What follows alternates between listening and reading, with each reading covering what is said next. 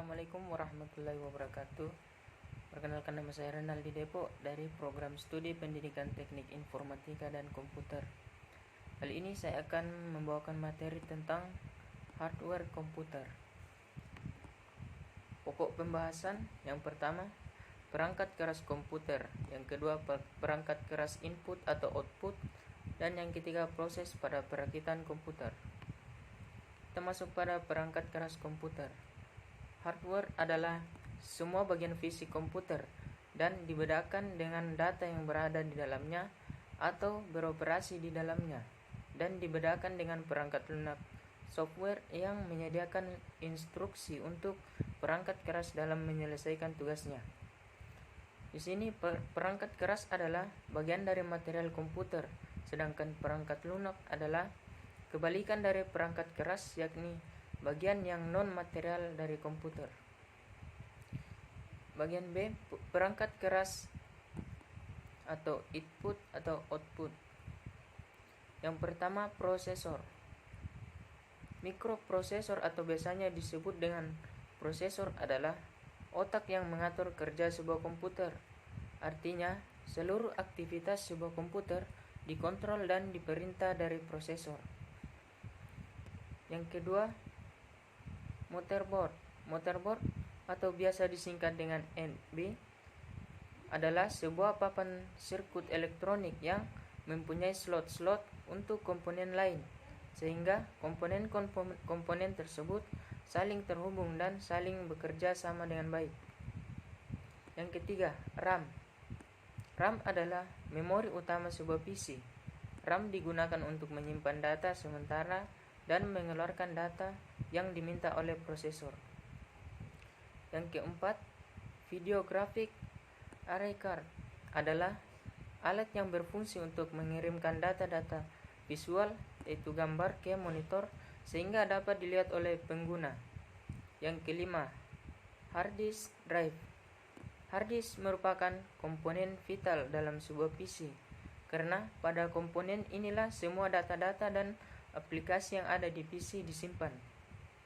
Yang keenam, floppy disk drive. Floppy disk drive atau yang lebih dikenal dengan FDD adalah alat untuk membaca dan menuliskan data yang tersimpan di sebuah floppy disk. Kemudian yang ketujuh, CD-ROM atau DVD-ROM drive. CD-ROM atau DVD-ROM drive adalah alat untuk membaca data dari media CD atau DVD. Yang kedelapan, network adapter adalah alat yang memungkinkan komputer untuk berkomunikasi satu sama lain.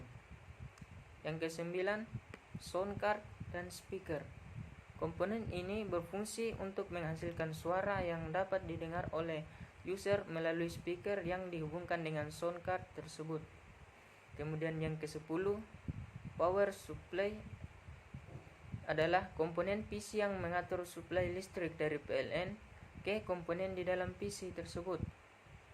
Alat ini merupakan alat yang berdiri sendiri di luar PC yang berguna untuk menyuplai tenaga listrik tanpa berhenti. Dan yang ke-11, keyboard. Keyboard adalah alat input utama dari sebuah PC. Selain mouse, melalui keyboard kita dapat memberikan instruksi kepada komputer untuk mengerjakan sesuatu yang kita inginkan. Dan yang ke-12, mouse. Alat ini mempunyai bola untuk menggerakkan pointer dan dilengkapi dengan minimal 2 tombol untuk melakukan clicking. Klik kiri untuk mengakses sebuah poin yang ditunjukkan oleh pointer, sedangkan klik kanan untuk memunculkan menu yang berhubungan dengan poin yang ditunjuk oleh pointer. Dan yang ke-13, scanner. Scanner adalah alat yang berfungsi untuk mencitrakan sebuah foto atau benda 3 dimensi ke dalam wujud sebuah file gambar digital sehingga kita dapat melakukan editing gambar dengan aplikasi image editor seperti Photoshop, Corel, dan sebagainya. Yang ke-14, barcode reader. Alat ini berfungsi untuk memasukkan data ke dalam PC dari sumber data yang berbentuk barcode. Dan yang ke-15, monitor. Monitor adalah komponen untuk menampilkan apa yang sedang diproses PC dalam bentuk visual, sehingga kita dapat dengan mudah memahaminya. Kemudian bagian C, proses pada perakitan komputer.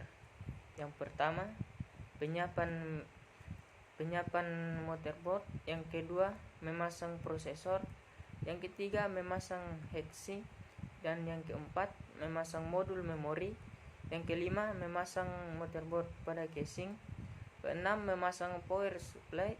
Yang ketujuh, memasang kabel motherboard dan casing. Yang kedelapan, memasang drive. Yang kesembilan, memasang card adapter.